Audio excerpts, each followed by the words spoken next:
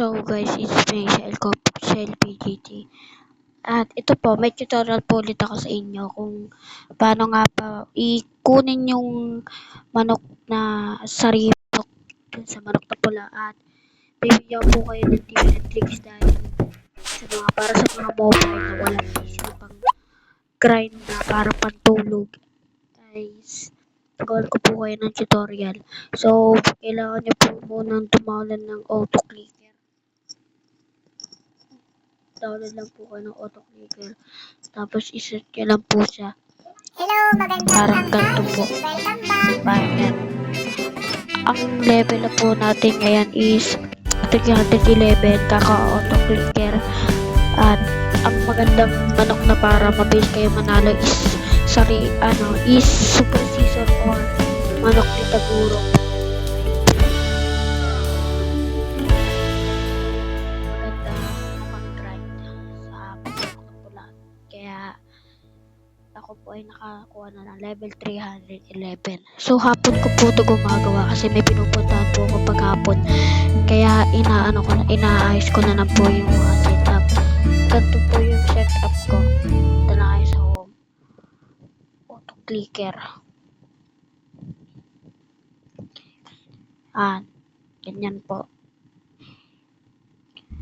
Ganito po ang strategy ko.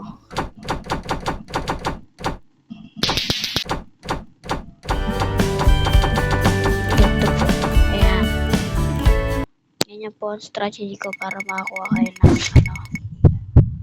para pag pinindot nyo po ganyan. Parang automatic po siya. Ayan. Automatic po siya madali po.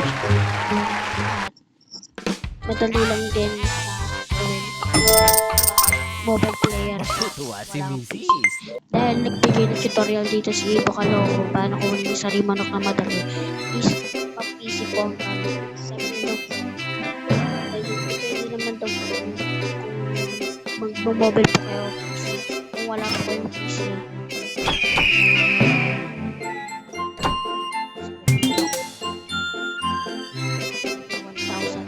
Medyo pagkakatagal-tagal din po ito kasi may chance po na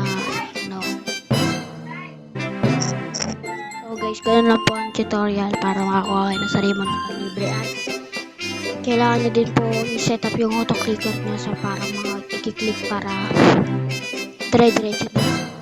So dito na lang po nagtatapos. Like, share, comment, subscribe kung nakakatulong po tayo sa inyo. Kung gumana po ito, sana i-subscribe nyo po ako para supportahan nyo ako. Ito lang. Bye-bye!